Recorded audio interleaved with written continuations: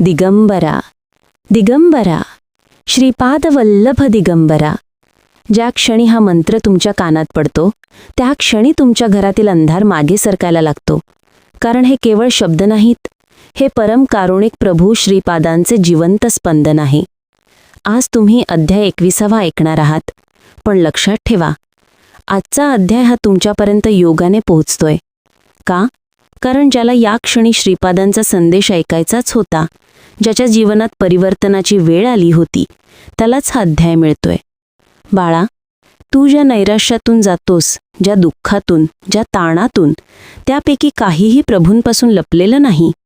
ते म्हणतात, मी यादृच्छिक कोणाकडे जात नाही, ज्याने मला बोलावलं आहे त्याच्याच दारात मी उभा असतो. आजचा अध्याय तुम्हाला एक गोष्ट शिकवणार आहे. जिथे मन हार मानायला जातं तिथे श्रीपाद कृपेचा दरवाजा स्वतः उघडतात. या अध्यायात तुम्ही अनुभवणार आहात भक्ताचा विश्वास, प्रभूंची अखंड करुणा आणि जीवनाला नवा अर्थ देणारी चमत्कारिक लीला. म्हणून सुरुवातीपासून शेवटपर्यंत राहा.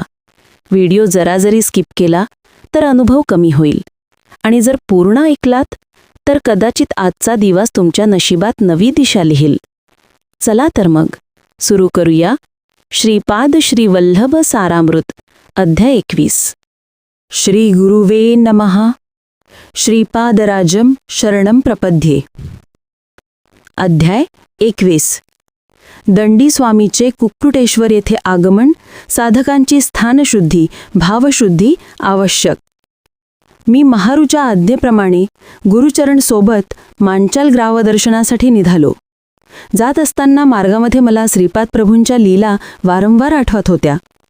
अध्यात्माबद्दलचे अनेक विषय मी श्री गुरुचरणांकडून समजावून घेत होतो. श्री गुरुचरणांना मी म्हणाले, विश्वधानीचा अंश असलेली व्यक्ती माझ्या संस्थानात पुजारी म्हणून आली आहे असे श्रीपाद प्रभू म्हणाले. ही व्यक्ती महाभाग्यवान आहे. ती आहे तरी कोण? ती कोणत्या वेळी येईल? यावर श्री गुरुचरण मला म्हणाले, अहि शंकर भट्टा, अर्जक शताब्दीनंतर त्याच्या जन्मस्थानी महासंस्थान होणार आहे असे श्रीपाद प्रभू म्हणाले होते. त्या महासंस्थानात कोणी एक महातपस्वी येणार असल्याचा प्रभूचा संकल्प होता. त्या महासंकल्पासाठी तरी तो महातपस्वी नक्की येथे येईल. दीर्घकाळाच्या ध्यानाने, आराधनेने, पवित्र मंत्रोच्चाराने आणि श्रद्धेने केलेल्या पूजा विधानाने येथील भूमी आणि वायुमंडळ अत्यंत शुद्ध झाले आहे. विश्व अंतराळातील दशदिशेतील भावतरंग तेथे नेहमीसाठी प्रस्फुटित झाले आहेत. पवित्र भाव असणारे भक्त तेथील पवित्र स्पंदनाचा स्वीकार करतात. अपवित्र भक्तांना अपवित्र स्पंदनाचा अनुभव येतो. एखाद्या ठिकाणी वायुमंडळातील भातरंग प्रबळ शक्तिसंपन्न होऊन काही प्रयत्न न करिता सुद्धा महापुरुषांच्या मानसिक चैतन्याला स्पर्श करून अनेक विचित्र पद्धतीद्वारा त्या विशिष्ट स्थानास आकर्षित होतात. यात आश्चर्य वाटण्यासारखे काही नाही. त्यामुळे साधक स्थळशुद्धी होऊन तेथे राहू शकतात. भावशुद्धी झालेल्या साधकास हे शक्य आहे. अशा साधकांचीच आपण संगत केली पाहिजे. दव्यशुद्धी आणि अन्नशुद्धी असलेल्या साधकाकडूनच आपण अन्न अथवा धन स्वीकारले पाहिजे. वेदांतातील महापंडित म्हणविल्या जाणाऱ्या व्युत्पन्न ब्राह्मणांना सुद्धा श्रीपाद प्रभूंच्या कृपाकटाक्षाचा लाभ होऊ शकत नाही, परंतु तीच दोषरहित अल्पज्ञान असणाऱ्या भक्तास सहजपणे होतो. मी पौंड देशात जगन्नाथपुरी क्षेत्रात व्यापाराच्या निमित्ताने गेलो होतो. तेथे मला श्री जगन्नाथाच्या मूर्तीमध्ये श्रीपाद प्रभूंचे दर्शन झाले. माझ्याबरोबर आलेल्या 3-4 भक्तांना श्रीपाद प्रभूंनी त्यांच्या इष्टदेवतांच्या स्वरूपात दर्शन देऊन तत्काळ स्वतःच्या रूपात दर्शन दिले. सर्व देवी देवतांच्या रूपात मीच आहे असा मौन बोध त्यांनी केला. दंडी स्वामीचा गर्वभंग. आम्ही जगन्नाथपुरीला गेलो त्याच दिवशी दंडी स्वामी आपल्या 108 शिष्यांसह आले होते. कोणी एखादा महात्मा दिसताच त्यांच्या चरणांवर मस्तक टेकून नमस्कार करणे ही आमची रीतच होती. आम्ही दंडी स्वामींच्या चरणांवर आपले डोके ठेवून नमस्कार केला. आणि काय आश्चर्य, तत्काळ दंडी स्वामीची वाचा गेली. त्यांना काही बोलता येईना.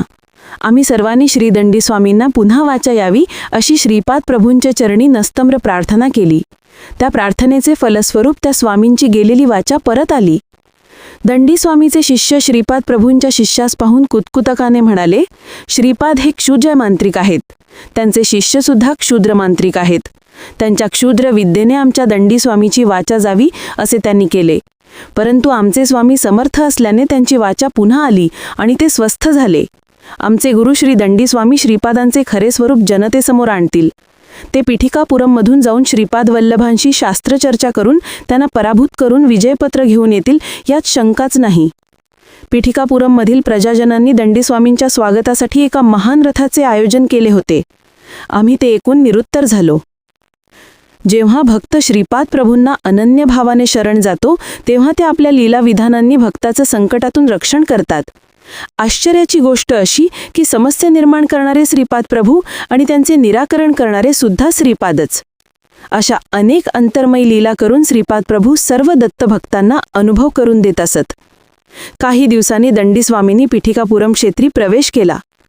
माझ्या आज्ञेमुळे मी अर्थात शंकर भट सुद्धा पीठिकापुरमला आलो होतो.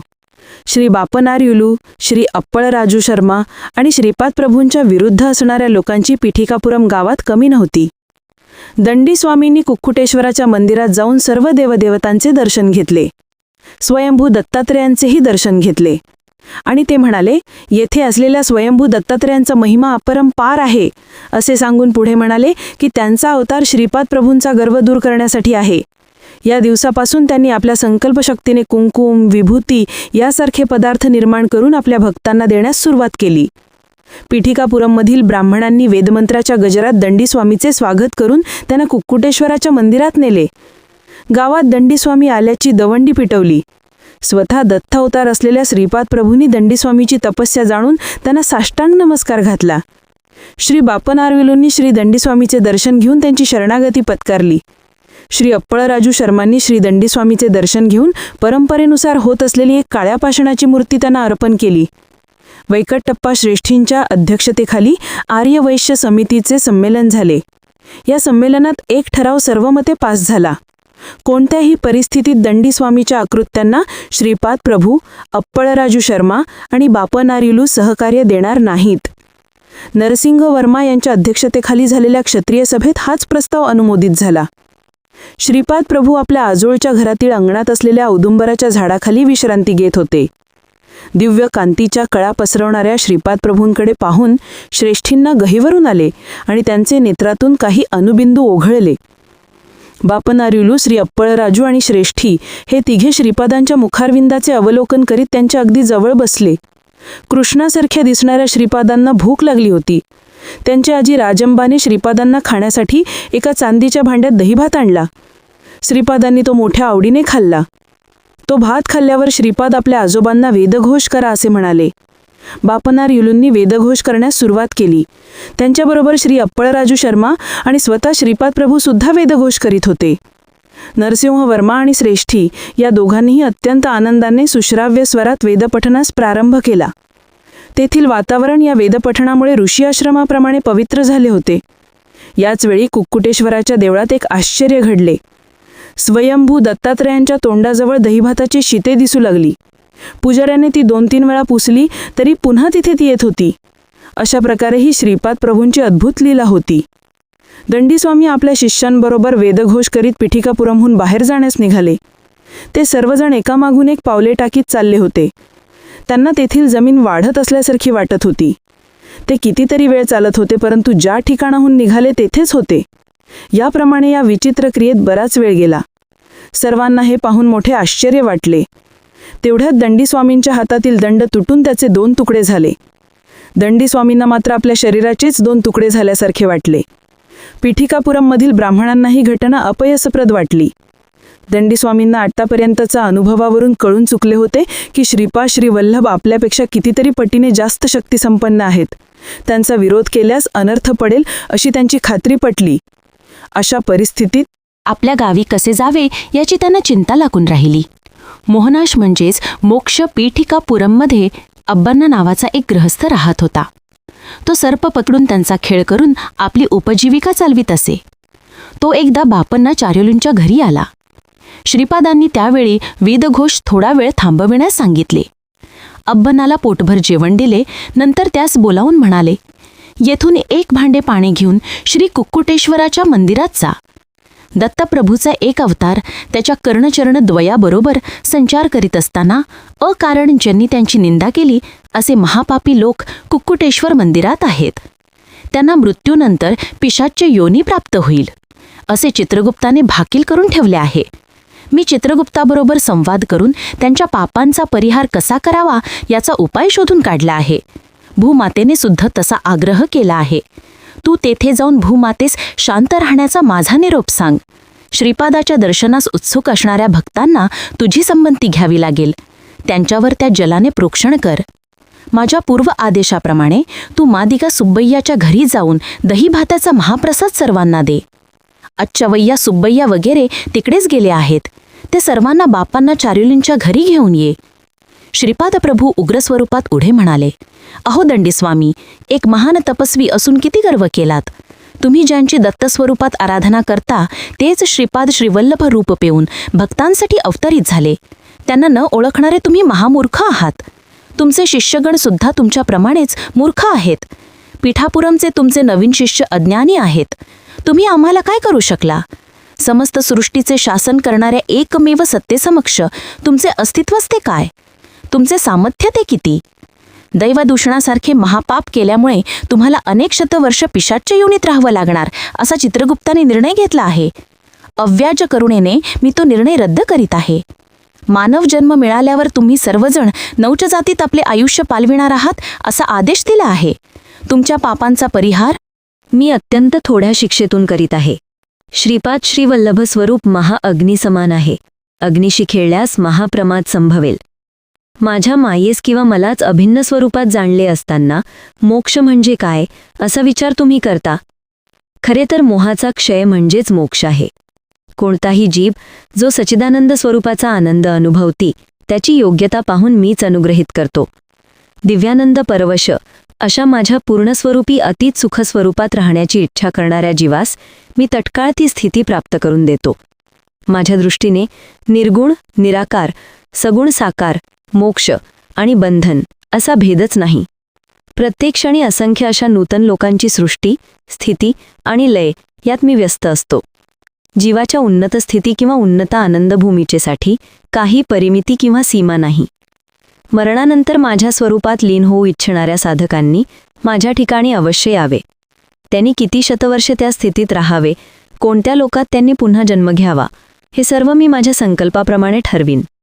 संपूर्ण विश्वाचा नाटक सूत्रधार असलेला मी सध्या साकार रूपात तुमच्या समक्ष आहे. तुम्ही मला सध्या साकार रूपात पाहत आहात. हा आकार नसलेल्या निर्गुण निराकार अवस्थेत असताना सुद्धा मी सर्वदा तुमच्याकडे पाहत राहीन. हे सांगण्यासाठी मी साकार रूप घेतले आहे.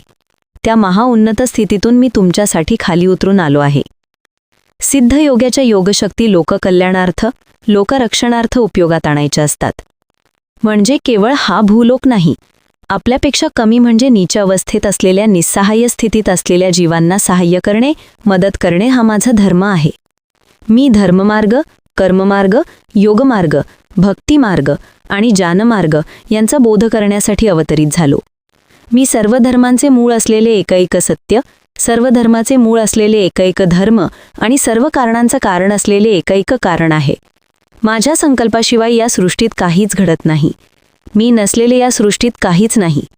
मी आहे म्हणूनच तू आहेस, या सृष्टी आहे. यापेक्षा वेगळे सत्य मी तुला काय समजावून सांगू. तू हिमालय पर्वतावर जाऊन निस्संग होऊन तपाचरण कर. तुला शिष्य संघटनेची गरज नाही.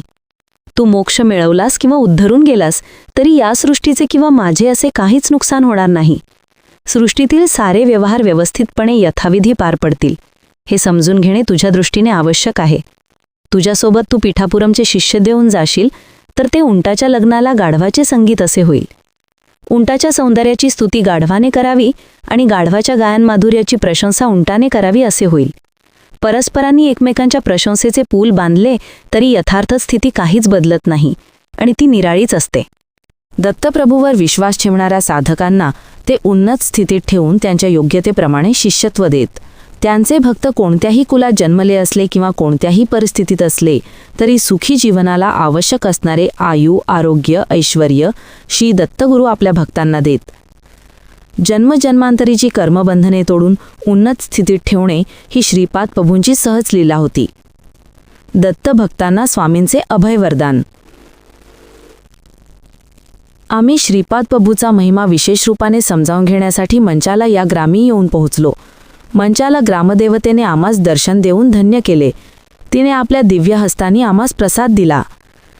ती ग्रामदेवता म्हणाली, पूर्वीच्या काळी प्रल्हादास गुरुबोध केलेले श्री दत्तात्रेय भूलोकात श्रीपाद श्रीवल्लभाच्या रूपात अवतरित झाले आहेत. श्रीपाद प्रभूंचा संकल्प अनाकलनीय असतो.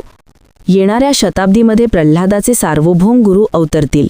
हा प्रदेश मंत्रालय या नावाने प्रसिद्धीस पावेल, असे श्रीपाद प्रभूंनी स्वतः मला सांगितले होते. तुमचे सारे शुभमंगल होवो. असे बोलता बोलताच ती आपल्या पूर्वरूपात आली. आम्ही तेथून निघण्याच्या वेळी कृष्णदास नावाचा एक व्यापारी तेथे आला.